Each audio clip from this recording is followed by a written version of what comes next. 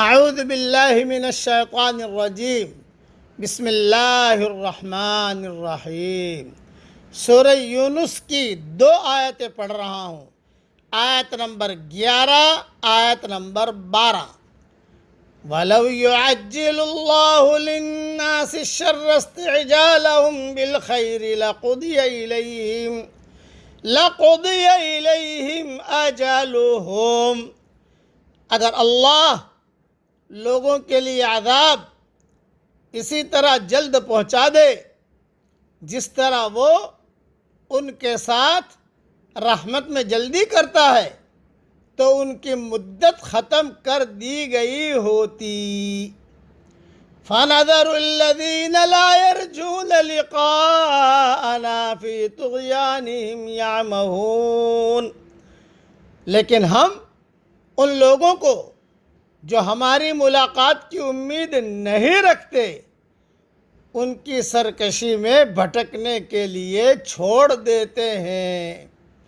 وَإِذَا مَسَّ الْإِنسَانَ الضُّرُّ دَعَانَا لِجَنبِهِ أَوْ قَاعِدًا أَوْ قَائِمًا۔ اور انسان کو جب کوئی تکلیف پہنچتی ہے تو وہ کھڑے اور بیٹھے اور لیٹے ہم کو پکارتا ہے۔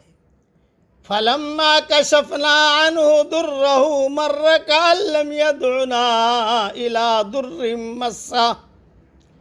پھر جب ہم اس سے اس کی تکلیف کو دور کر دیتے ہیں تو وہ ایسا ہو جاتا ہے گویا اس نے کبھی اپنے کسی برے وقت پر ہم کو پکارا ہی نہ تھا۔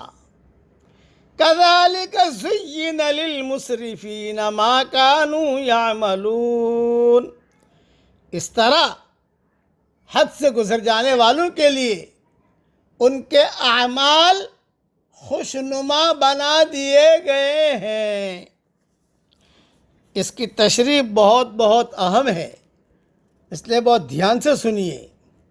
اللہ کا قانون یہ ہے کہ کوئی شخص قابل انعام عمل کرے تو اس کا عمل فوراً اس کے اعمال نامے میں شامل کر دیا جاتا ہے، لیکن اگر کوئی شخص قابل سزا فعل کا ارتکاب کرے تو اللہ اس کو ڈھیل دیتا ہے تاکہ وہ کسی نہ کسی موڑ پر متنبہ ہو کر اپنی اصلاح کر لے۔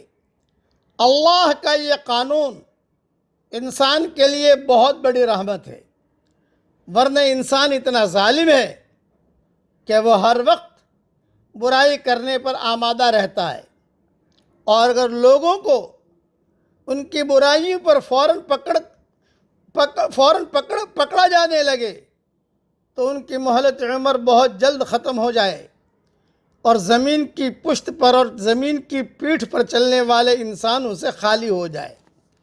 دنیا کی زندگی میں دھیان سے سنیے میرے بھائیوں بہنوں، بیٹے بیٹیوں، یہ جملے میرے دھیان سے سنیے۔ دنیا کی زندگی میں سرکش اور خراب وہ لوگ بنتے ہیں جو دنیا میں یہ سمجھ کر رہیں کہ مرنے کے بعد انہیں خدا کا سامنا نہیں کرنا ہوگا، جو پکڑ کے اندیشے سے خالی ہو کر زندگی گزارتے ہیں، جو سمجھتے ہیں کہ وہ آزاد ہیں کہ جو دھاندلی چاہے کریں، جو فساد چاہے پھیلائیں۔ حقیقت یہ ہے کہ لوگوں کے درمیان سچائی اور انصاف کے ساتھ معاملہ کرنے کا ایک ہی حقیقی محرک ہے، اور وہ یہ ہے کہ آدمی یہ سمجھے، ہر آدمی یہ سمجھے کہ سب طاقتور اس کے اوپر ایک طاقتور ہے، ہر آدمی اس کے آگے بے بس ہے۔ وہ ایک دن تمام انسانوں کو پکڑے گا اور ہر ایک مجبور ہوگا کہ اپنے بارے میں اس کے فیصلے کو تسلیم کرے۔ دنیا کا نظام اس طرح بنا ہے کہ آدمی بار بار کسی نہ کسی تکلیف یا حادثے کی زد میں آ جاتا ہے۔ آدمی محسوس کرنے لگتا ہے کہ خارجی طاقتوں کے مقابلے میں وہ بالکل بے بس ہے۔ اس وقت آدمی بے اختیار ہو کر اللہ کو پکارنے لگتا ہے۔ وہ اللہ کی قدرت کے مقابلے میں اپنے عزت کا اعتراف کر لیتا ہے، مگر یہ حالت صرف اس وقت تک رہتی ہے جب تک وہ مصیبتوں کی گرفت میں ہو۔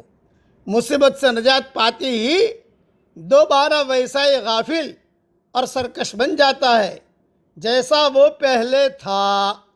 ایسے لوگوں کو اظہار بندگی کو اللہ تسلیم نہیں کرتا، کیونکہ اظہار بندگی وہ مطلوب ہے جو آزادانہ حالات میں کی جائے۔ مجبورانہ حالات میں ظاہر کی ہوئی بندگی کی اللہ کے نزدیک کوئی قیمت نہیں ہے۔ آدمی ایک توجہ پسند مخلوق ہے، وہ ہر عمل کا ایک جواز تلاش کرتا ہے۔ اگر آدمی سرکشی کو اپنے لیے پسند کر لے تو اس کا ذہن بھی اسی طرف مڑ جائے گا، وہ عملاً سرکشی کرے گا، اور اس کا ذہن اس کی سرکشی کو درست ثابت کرنے کے لیے اس کو خوبصورت الفاظ فراہم کرتا رہے گا۔ اسی کا نام تزیین عمل ہے۔ آدمی اپنی غلطیوں کو خوشنما الفاظ میں بیان کر کے اپنے کو مطمئن کر لیتا ہے کہ وہ حق پر ہے، مگر یہ ایسا ہی ہے جیسے کوئی شخص آگ کا انگارہ اپنے ہاتھ میں لے لے اور وہ سمجھے کہ وہ اس کو نہیں جلائے گا، کیونکہ اس کا نام اس نے سرخ پھول رکھ دیا ہے۔ عقل مند کے لیے اشارہ کافی ہے۔ بس اتنی بات میں نے سمجھا دی۔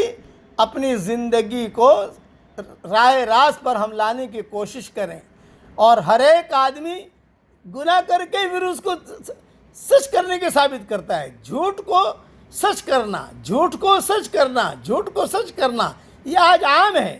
اللہ تعالیٰ ہر قسم کے فتنوں سے ہم سب کی پوری حفاظت فرمائے۔ آمین۔ وآخر دعوانا ان الحمدللہ رب العالمین۔